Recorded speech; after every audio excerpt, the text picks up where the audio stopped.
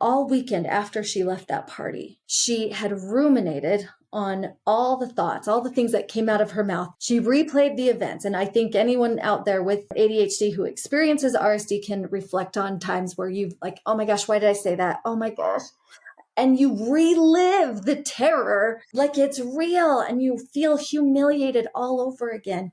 I ask her, so what evidence do we have that this friend is now rejecting you? After we took several minutes to kind of identify what would actually classify as her being rejected, we were able to determine that, oh, I'm not being rejected at all. In fact, my friend has followed up with me. We have another hangout scheduled in a few months. But because of ADHD and how it impacts our brains and how we tend to hyperfixate on things, whether they're negative or positive, she just got latched onto this belief. Welcome to Successful with ADHD. I'm Brooke Schnittman. Let's get started.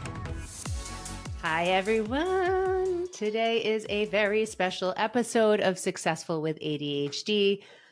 I am so thrilled that in ADHD fashion, after 4 attempts of doing this, today I have Coach Kelly Dyches, who is an ADHD and growth mindset coach with over 16 years of mentoring neurodiverse individuals of all ages and working directly with ADHDers since 2020. Coach Kelly has graduated from ADGA, ADD Coach Academy, and she is a lifelong learner, deeply interested in neuroplasticity, holistic wellness, and life management. She spent countless hours honing in on her skills in goal setting, organization, and project management.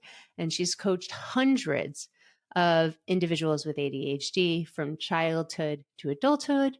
And she is an extremely popular coach who's worked directly with me in our signature process, 3C activation and healing ADHD emotions. I am thrilled to showcase Coach Kelly. Welcome. Woo-woo. Hey, Yeah! Finally be here. We did it. So in most of the episodes of Successful with ADHD, we talk about the ADHD journey, and then we go into what happened after the ADHD diagnosis. And Coach Kelly has ADHD. Please just tell me when you learned you had ADHD and how you've brought that into the coaching that you do today. Yeah, absolutely. So I have a child who has ADHD and who's on the autism spectrum. And so as a young mother, I was looking for resources and all the information to help manage his ADHD because at that time it felt unbearable. And so as I was exploring resources and looking into the DSM-5, I soon realized that all of the criteria that would diagnose someone with ADHD were all traits, all symptoms that I experienced every day of my life. And so it was a big light bulb moment of, oh my word, this explains everything about me, why I behave the way I do, why certain things are difficult. And so from there, I began this journey of wanting to learn everything I could about the in and outs, the inner workings of ADHD, so that I could not only just help myself, so that I could then help my son. And from there, I realized, oh, this is kind of a big issue. Lots of people have ADHD. And so that's kind of where it began. Mm-hmm. Mm-hmm.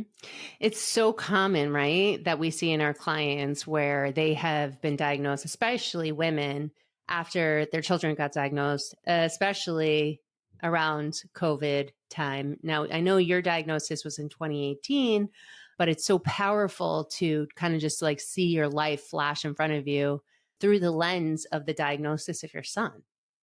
Absolutely. So you got diagnosed in 2018. Then you decided you wanted to be an ADHD coach. So tell me about that journey. Yeah. Actually, I was reflecting on this because I wanted to remember the kind of the steps that took place. So I remember joining this Facebook group all about adults with ADHD. And someone posed the question, what is the worst symptom that you deal with your ADHD? There were hundreds of responses. And we're talking, I'm late to everything. I am so disorganized. My house is a mess. Like everything that you can think of with ADHD. So I started reading through that post, and I wanted to collect some data. I just got really curious about it. Like, wow, I wonder what the common thread is. I wonder what the majority of these people say is the hardest part. So I literally hand wrote, because, technology was hard, clear back in 2019. We didn't have AI. So I hand wrote literally everything that was mentioned and then put check marks next to every single symptom that was relatable to multiple people. Wow. At the end, I discovered that self-esteem was the highest thing. And as someone with ADHD who once had suicidal thoughts because I did not know my worth, because I compared myself to everyone else, and because I didn't understand why I behaved the way I did, I said, not on my watch. Not on my watch will all these people suffer with low self-esteem, not knowing who they are or why they're special, what they have to offer this world. And so that is literally what lit a fire underneath my bum and got me to want to explore becoming an ADHD coach, because I wanted to help people realize just how wonderful and special they are despite these struggles, and to learn how to essentially grow their self-esteem so they didn't have to feel what I had felt for so long. So powerful. Oh, I just got chills in you talking about, what you've been through and wanting to help and heal so many people, because that you not wanting them to experience what you have gone through.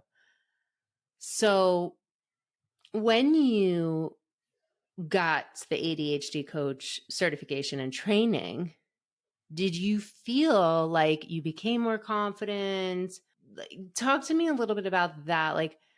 Or did you just have the tools to get coached, and then later on through practice and management, you felt more empowered and confident?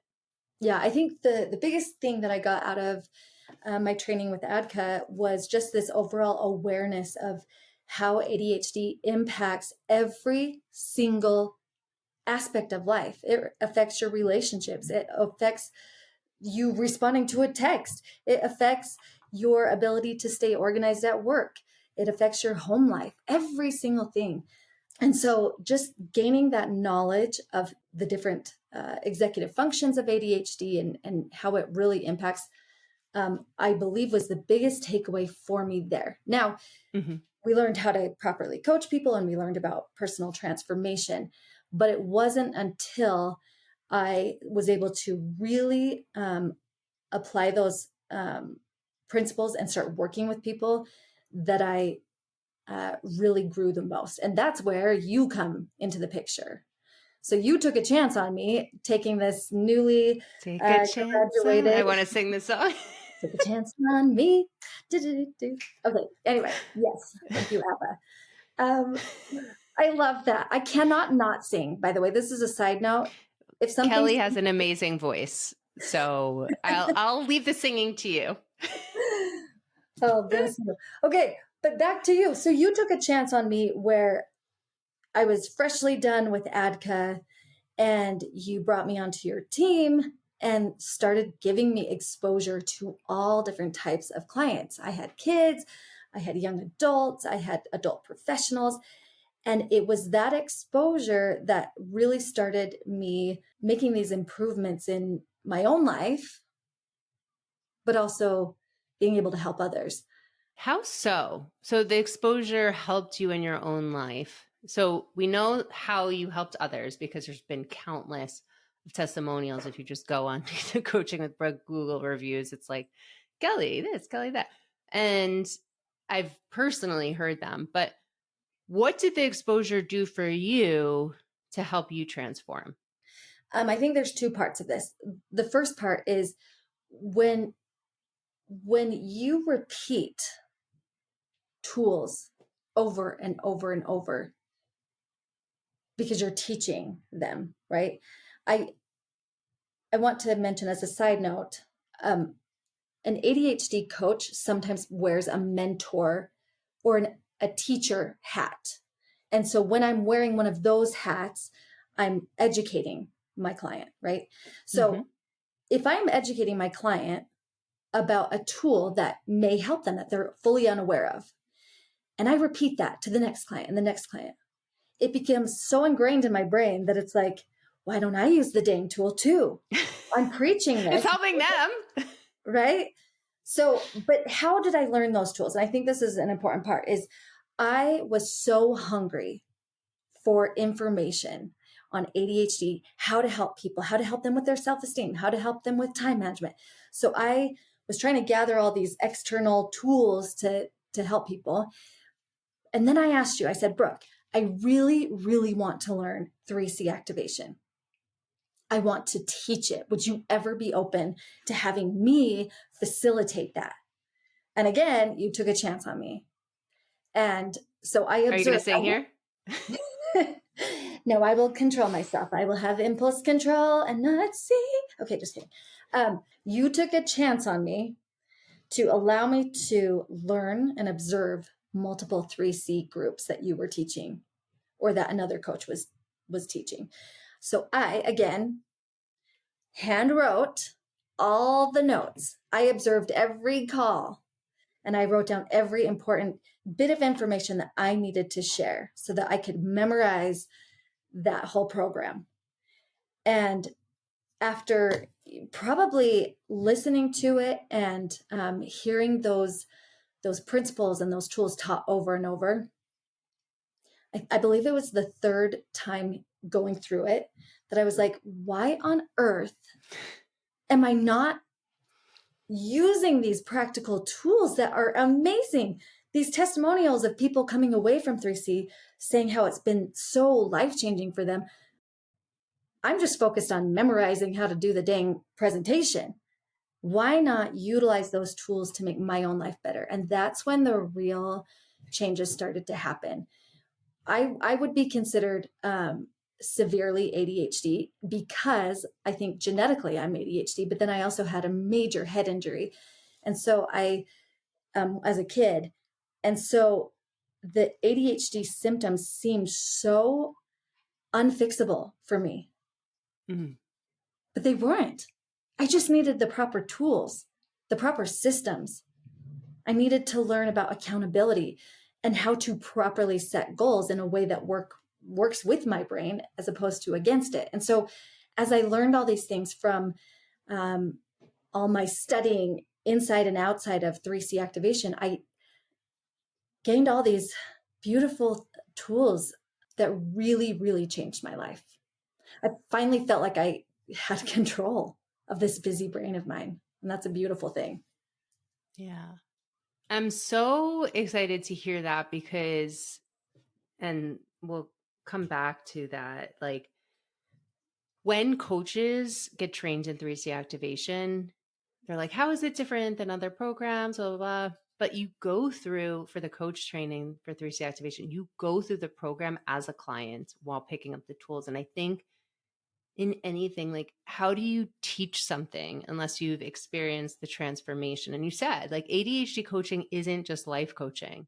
It's explicitly telling people how their symptoms are showing up as ADHD and how it's impacting their life while doing life coaching, right? But if you don't have that awareness and you don't have those tools, right, it's a lot of repeated open-ended questions that those are all great, but like you need practical tools too for structure for ADHD because we hate structure but thrive on it at the same time. So I appreciate that has been a part of your journey as well as a coach who's coaching the program and using it in your everyday life as well. Yes, I would say amen to all of that. Emotional regulation is a big part of ADHD, right? It's not just managing organization, prioritization, productivity, but while we're doing all that, we can get flooded. Our executive functions can shut down. We're charged, right? How do you help clients with their emotional regulation as well so then they can activate their executive functions? I think it comes with coaching practice where when you get on a call with someone, you can kind of observe their energy and see in their face, if it's a good day or a rough day or whatnot. We always start with a win to kind of set the tone, make them reflect on something positive to kind of get them away from that negative space. But if I notice that a client is not able to find a win, or they're not able to change their energy and they're kind of in the stuck place, we start to go into it and explore, like, what's going on in your world. One of the best tools that I have is to distract the mind, because when we are ruminating, it leads to anxiety. It can lead to depression and depressive thoughts, right? And so when we are stuck in this rumination cycle, we have to pattern interrupt in order to break free. And it's not to like stuff the emotions down and just ignore them, that they're not there, but we need to do something that is productive. And so one simple tool that I really like is the 5 senses technique. And this is a really popular thing that they use in lots of therapies, but it's literally go into the 5 senses. We have sight, we have touch, we have hearing, we have scent, Taste, right? taste. Right. And so you essentially 5, 4, 3, 2, 1, you go through and you find the things that are hitting or stimulating those 5 senses. And it really just, it's a temporary fix, but it's a simple way to calm your nervous system so that you can get into the present moment. Now, that's just a simple thing. But if you don't mind, I'd love to share a story about how a client came very dysregulated, very upset, Yes, was please. coming with a lot of baggage. Now, this client has extreme RSD. And for those who don't know what RSD stands for, it's rejection sensitive dysphoria. It's an extreme sensitivity to any type of rejection, whether it's real or perceived. And so she had gone to a party over the weekend, and with someone that was very, very close to her, someone that she's known for years and years. And all weekend after she left that party, she had ruminated on all the thoughts, all the things that came out of her mouth at that event. She replayed the events. And I think anyone out there with ADHD who experiences RSD can reflect on times where you've like, oh my gosh, why did I say that? Oh my gosh. And you relive the terror. Oh, yeah. Like it's real. Like it's real. And you feel humiliated all over again. So she shares this with me. And I asked her, I said, okay, so what evidence do we have that this friend is now rejecting you? And after we took several minutes to kind of identify what would actually classify as her being rejected, we were able to determine that, oh, I'm not being rejected at all. Wow. In fact, my friend has followed up with me. In fact, we have another hangout scheduled in a few months. But because of ADHD and how it impacts our brains and how we tend to hyperfixate on things, whether they're negative or positive, she just got latched onto this belief. And so she and I worked on, ANTS, ANTS, automatic negative thoughts, right? One of the tools that I worked on with her is identifying when those mean thoughts come. A tool that we used is calling that voice a name. So it's outside of you. In third person almost. Mm-hmm. Absolutely. And so I'm not that, but this, yeah. Yeah, your higher self would never talk that way to yourself, right? Right. But that mean voice will.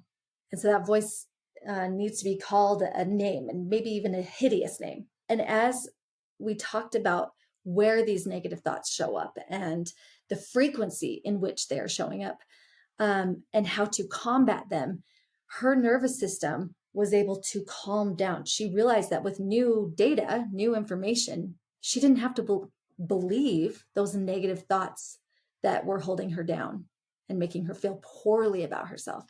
And so sometimes when clients come in, I have to help them get unstuck from the negative thought patterns that are really causing a lot of damage to their lives, and help them see that it's not always true. It's not, maybe it's not at all true.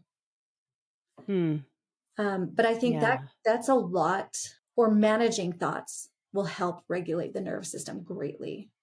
Yeah, it is. It's very challenging to regulate time and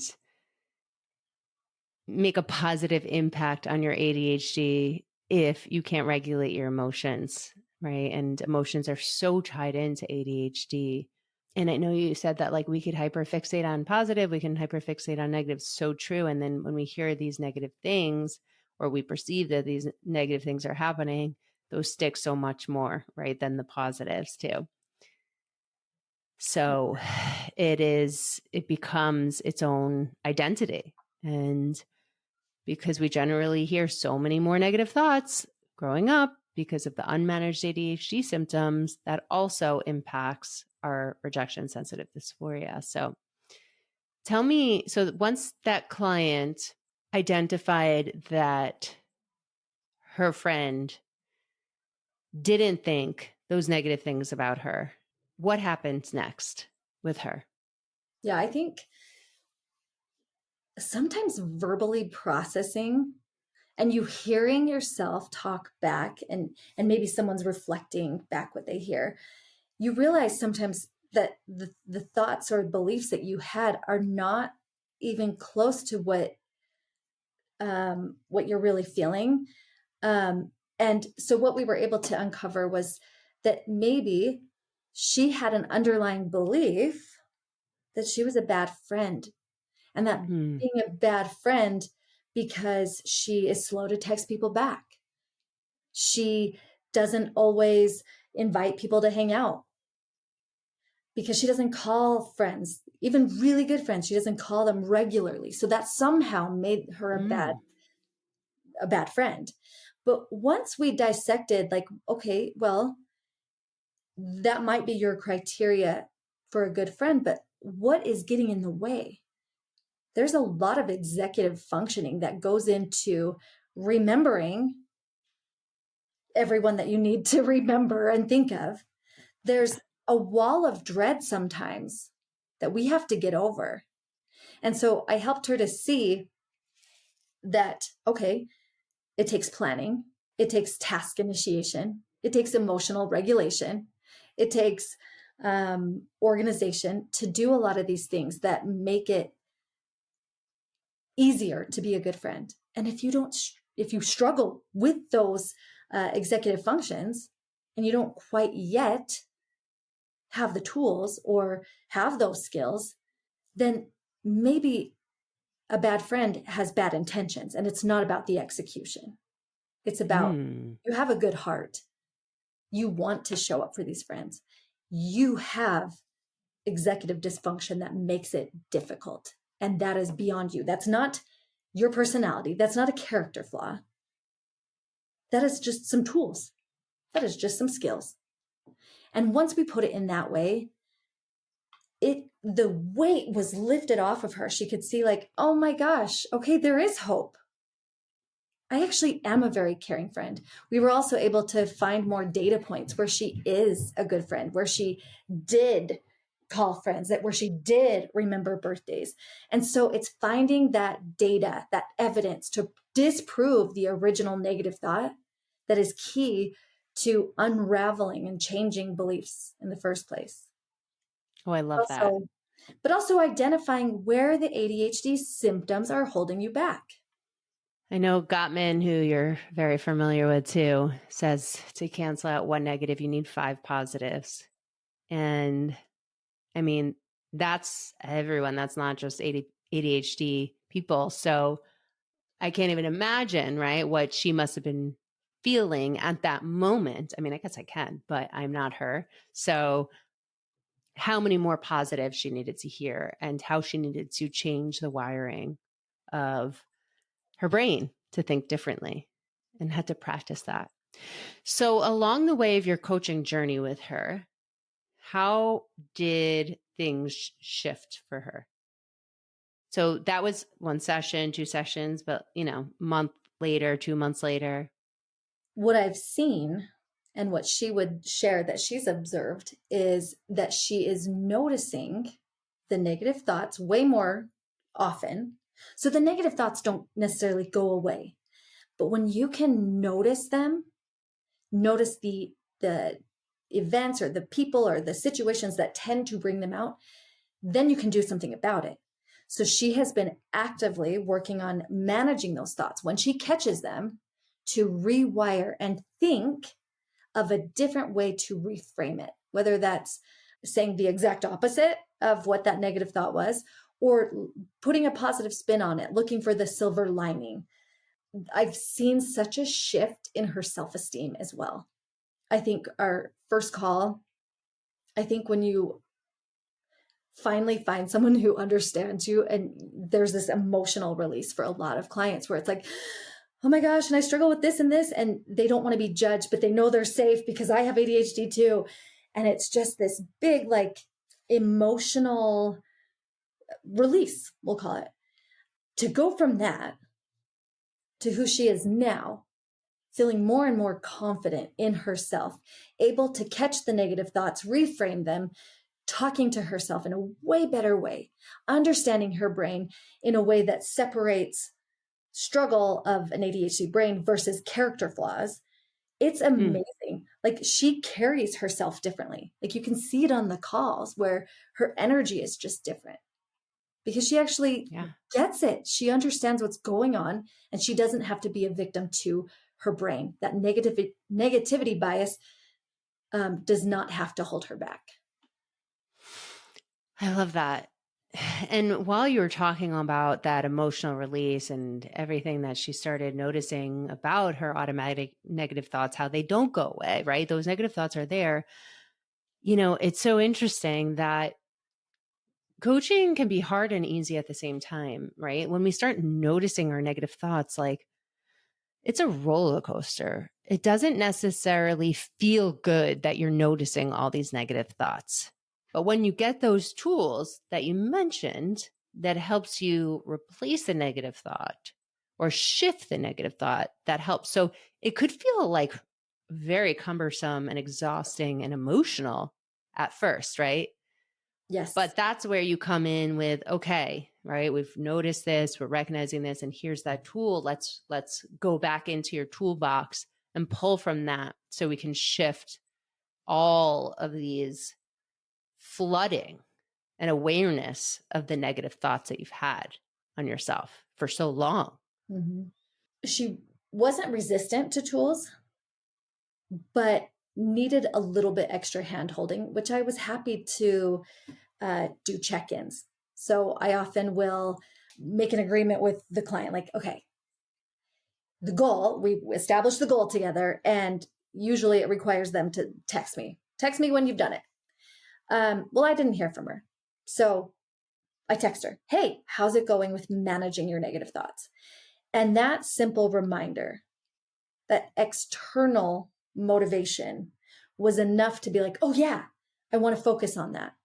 And so in her being accountable to me by sharing, what she's working on and how things are going, who is she actually being accountable to? Herself. And so that little bit of hand holding at the beginning where it was like multiple check-ins, like, hey, how are things going?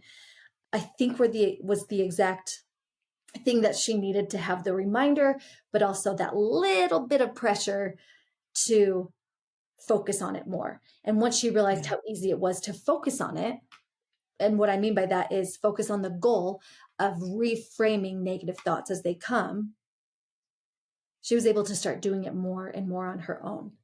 And I was able to pull back and wait for her to reach out to me. That's so great. And like, it almost became automated because if you think about it, like people say, oh, ADHD people can't build a routine. Well, that's bullshit. I mean, like you can, right? Think about all the things that have been automated in your life. Like if you really dig deep, when you wake up, what's the first thing that you do? Even if it's an unhealthy automation, you're doing something, right?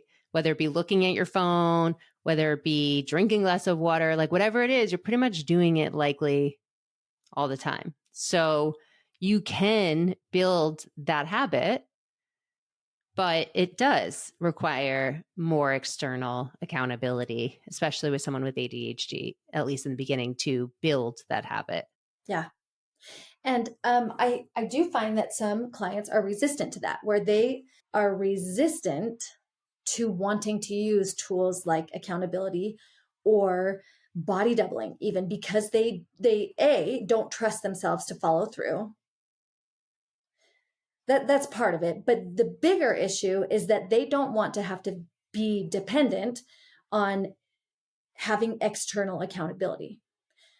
And so what we find, though, is that oftentimes a little bit of extrinsic pressure helps an ADHDer to push themselves to get going. And so it's just a tool. It's not codependent to want to text a friend and say, hey, I have to do all my laundry today. Will you text me in 30 minutes to see where I'm at? Yeah. So, Kelly, you are 5 years into coaching. What are the differences that you see now, 5 years into it as a coach, right? And they say it can take 5 years to become a master at your trade compared to when you first became a coach. Oh gosh.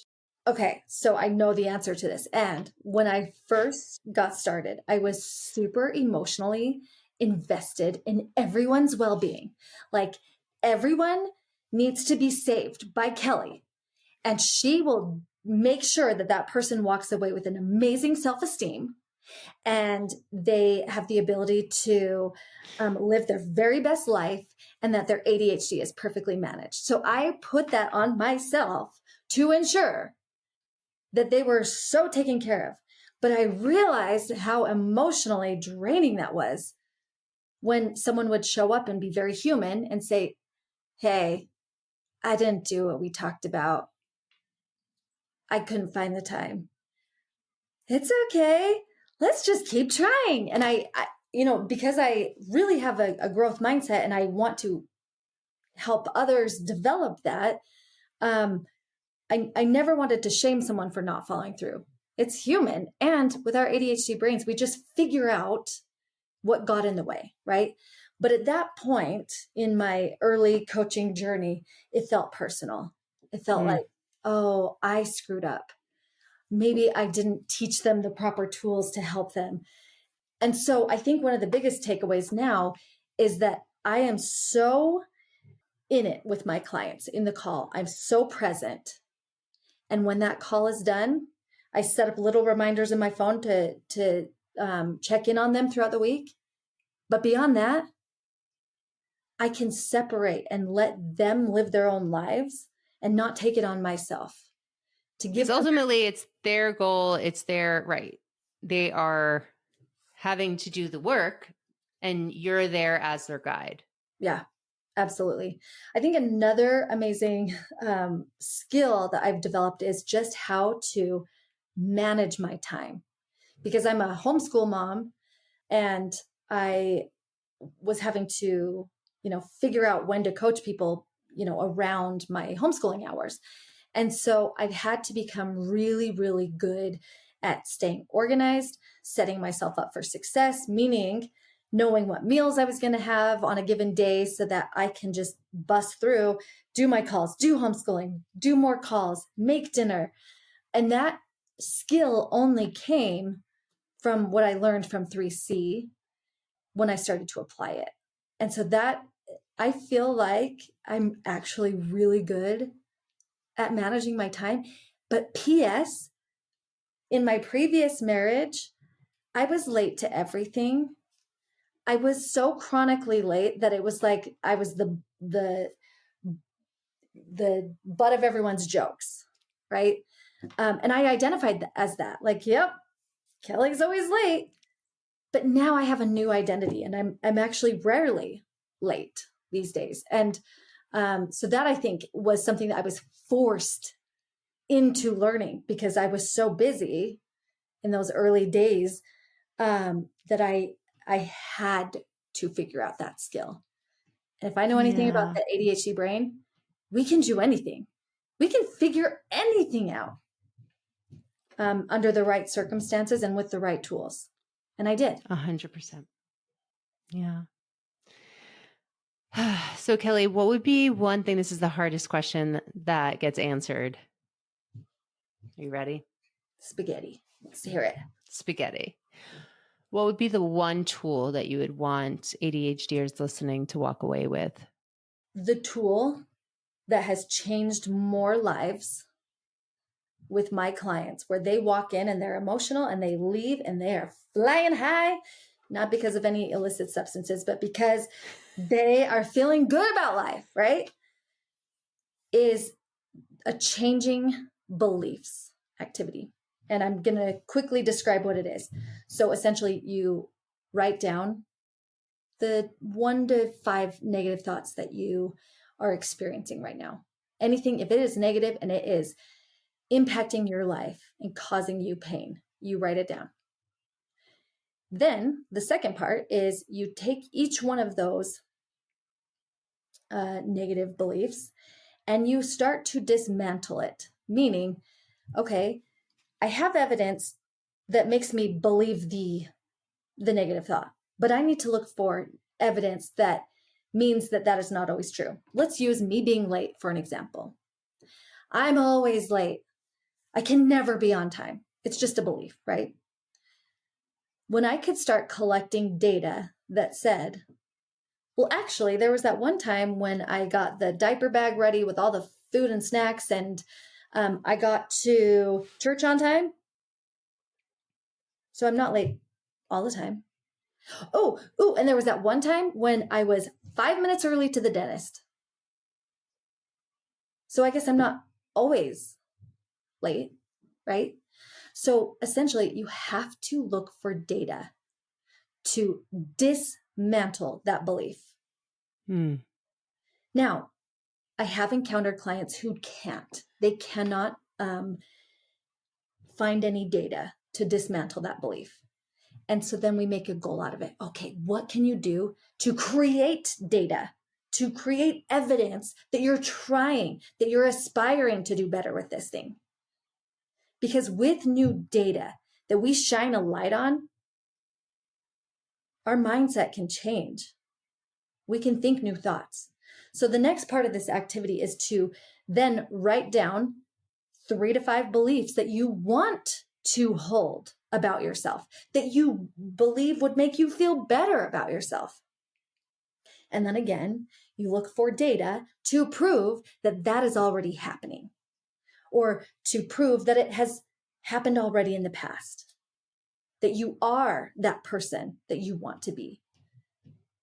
And as you take that information and really play around with it, and what I mean by that is read it regularly, the positive things, and add to it, add new data points, your mindset and your negative beliefs about yourself will shift, because you can't go on believing something that isn't true if you have new data that totally dismantled it.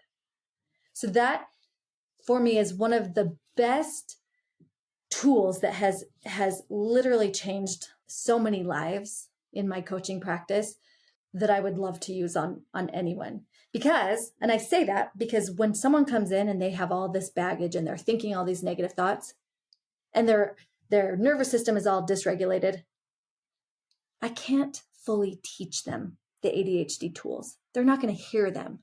So I have to get to the core first. I have to build their self-esteem and their self-trust first.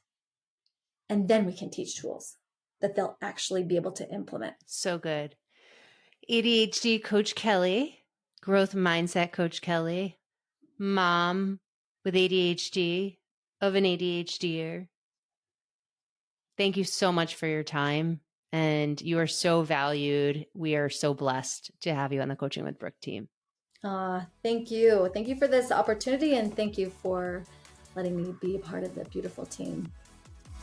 Thanks for listening to this episode of Successful with ADHD. I hope it helps you on your journey. And if you need any additional support for you or a loved one with ADHD, feel free to reach out to us at coachingwithbrooke.com and all social media platforms at Coaching with Brooke. And remember, it's Brooke with an E. Thanks again for listening. See you next time.